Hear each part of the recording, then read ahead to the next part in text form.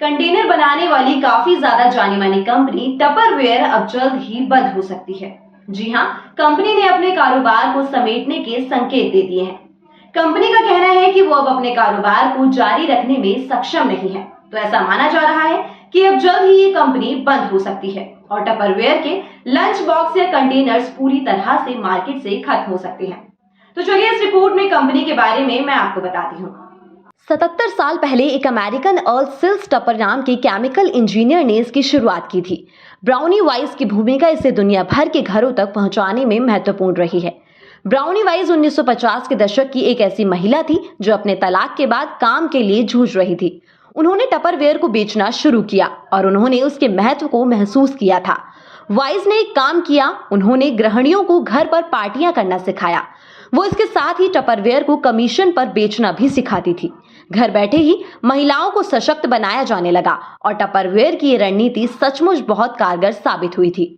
भारत सहित दुनिया भर में टपरवेयर ने राज किया और भारतीय महिलाओं की पहली पसंद थे टपरवेयर के बर्तन। उन्होंने ढक्कन में एक सील का निर्माण किया था जिसका उपयोग एक बहुत ही सफल उपयोग साबित हुआ। शुरुआती फ्रिज अक्सर अंदर बहुत ज्यादा नमी पैदा करते थे जो कि संग्रहित चीजों को खराब भी कर देते थे। उनमें गंध फैल जाती थी। टपरवेयर इस मामले में भी बहुत अच्छा था कि उसमें पानी या खाने का गीलापन बाहर नहीं निकलता था, ना ही खाने में किसी प्रकार की स्मेल आती थी, तो ये फ्रिज में रखने के लिए काफी यूजफुल साबित होने लगा। प्लास्टिक सामानों की छवि को बदलने में टपरवेयर ने काफी बड़ा रोल अदा किया। हमने ये देखा कि आमतौर पर बिक्री के लिए पुरुष ही आगे रहते थे, लेकिन टपर ने ये महसूस किया कि उनके ग्राहक महिलाएं थी, तो क्यों ना अन्य महिलाओं को इसमें जोड़ा जाए जो ज्यादा भरोसेमंद हो सकती हैं। खरीदार महिला उन पर ज्यादा भरोसा भी करेंगी।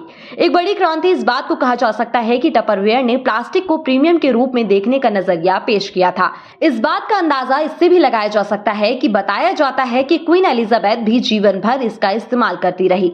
साल 1996 से भारत में इसका संचालन शुरू हुआ था। उस समय पहला बाजार था दिल्ली।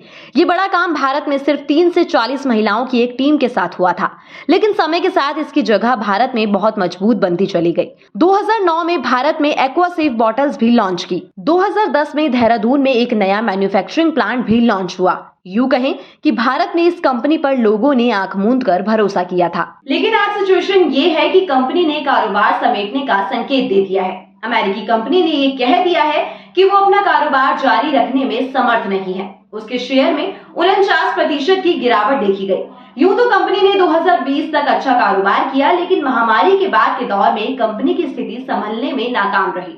अभी कंपनी के पास कैश की भी कमी बताई जा रही है। कर्ज भी एक मुसीबत बना हुआ है, जिसके चलते अभी कंपनी बंद हो सकती है। तो अभी के लिए केवल इतना ही। देश और दुनिया की तमाम बड़ी खबरों के लिए देखते रहिए इंडिया न्यूज बिजनेस।